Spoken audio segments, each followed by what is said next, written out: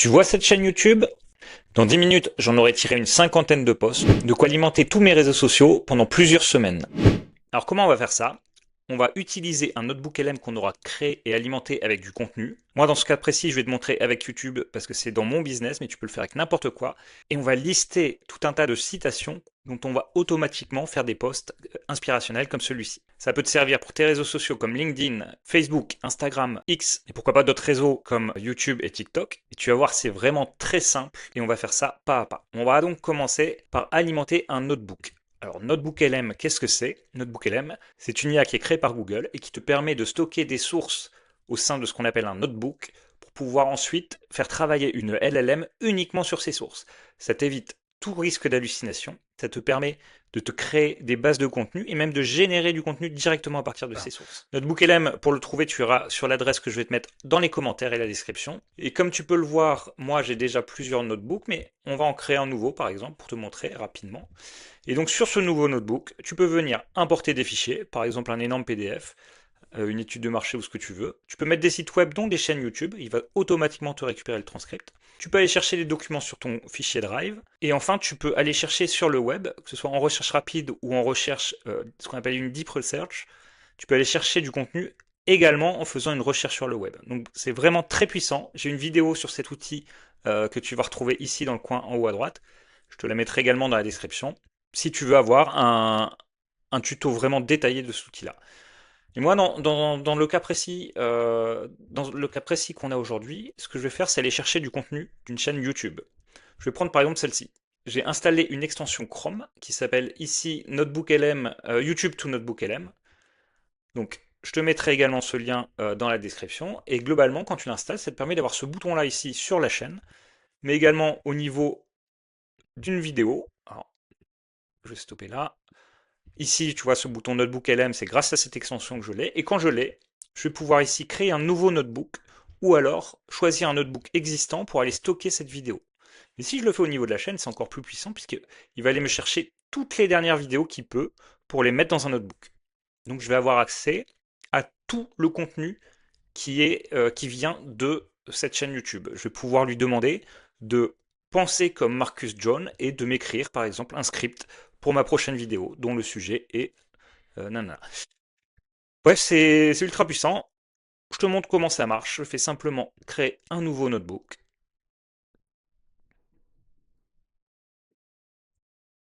Et là, tu vois, il est en train de stocker toutes les vidéos de ce YouTuber. Donc combien il y a de sources en tout? Donc il y a 121 sources, on le voit ici. Donc j'attends un petit peu qu'il ait fini son extraction. Et en attendant, je vais aller chercher ici dans ma base de prompt Notebook LM. De la même façon, tu peux trouver le lien dans le descriptif. Tu as ici un prompt que j'ai déjà créé. On va le prendre ici, on va le copier, on va l'utiliser sur mon Notebook LM. Et je vais venir le copier là. Globalement, qu'est-ce que ça lui demande? Ça lui demande de récupérer les citations qui peuvent être percutantes et actionnables pour les réseaux sociaux, qui peuvent servir de post pour les réseaux sociaux. 10 à 20 mots maximum, message clair, inspirant, contre-intuitif, etc., etc. Donc varie les thèmes abordés, ok. Et je lui demande un format de sortie avec 4 colonnes, un ID, bon ça c'est optionnel, on pourrait ne pas le mettre, la citation, l'auteur et la structure de post. Donc globalement je lui demande la citation en elle-même, qui a dit cette citation, parce que moi je veux le citer sur mes différents posts, mais également une structure pour le post qui va accompagner cette image. Et donc pour la structure de post, je lui donne une petite formulation avec un hook, un contexte, la citation, l'explication, action, CTA, etc. Je lui mets un exemple de structure et je lui donne quelques consignes de formatage. Je vais maintenant cliquer, alors je lui en demande combien? Je lui en demande 30. Je lui en demandais 50 parce qu'il en a beaucoup. Et je clique sur valider. Donc il est en train de me répondre. Donc tu vois, il me sort directement un tableau. Alors ce tableau, ce qu'on va faire, c'est qu'on va aller le copier dans un fichier Drive, un fichier Google Sheet. Je crée un nouveau fichier. Maintenant, je retourne. Je vais aller copier. Je vais voir s'il a fini. Parce qu'il y en a comme. Voilà, il est à la 25e. Mais en attendant, on peut regarder déjà un peu ce qu'il a mis. Donc par exemple, les shorts qui mettent les gens en colère fonctionnent mieux. Marcus Jones, ok. Le montage doit être un complément à votre vidéo, pas la star. Ça c'est intéressant. L'algorithme est conçu pour les spectateurs suiveurs, ok. Le jaune est la première couleur enregistrée par l'œil humain. il est plus facile d'obtenir 5 millions de vues sur une vidéo que 50 000 sur 100 vidéos. Voilà. L'idée derrière ces citations, c'est vraiment d'avoir quelque chose qui interpelle, qui va attirer l'œil de votre cible pendant qu'il scrolle les réseaux sociaux. On a une phrase sur YouTube qui le titille, qui le choque un petit peu. Et voilà. Et du coup, on l'attire ensuite avec le post on lui donne du contenu, de la valeur avec le post qui est à côté. Donc, par exemple, le montage doit être un complément à votre vidéo, pas la star. Arrêtez de suréditer vos vidéos. Plus d'effets spéciaux ne suffit pas plus de qualité. Le montage doit être un complément, pas la star. Si le montage distrait du message, il dessert la vidéo, etc., etc. Donc, on donne du contenu. J'aurais pu lui demander d'ajouter des petits hashtags. Bon, on verra après. C'est quelque chose qu'on peut faire évoluer assez facilement. Et voilà, l'idée c'est d'attirer, de donner de la visibilité. Alors moi, ce type de post, je vais m'en servir principalement comme pour faire du volume. C'est-à-dire que je vais le publier automatiquement sur mes réseaux, je vais les programmer sur mes réseaux sociaux pour en avoir par exemple un par semaine ou 2 par semaine et glisser entre deux un post que je crée moi-même avec du vrai contenu, avec de la profondeur. Mais au moins, on est visible, on se montre et ça c'est vraiment intéressant. Donc je prends tout le tableau et tu vas voir, donc c'est quasiment bientôt fini. Alors, je viens le coller ici. Donc, je vais juste reprendre la mise en forme pour avoir plus de lisibilité. Je mets le texte en noir et j'enlève la couleur. Donc, j'ai les 3 colonnes. Et globalement, ce que je peux faire maintenant, c'est aller sur Canva.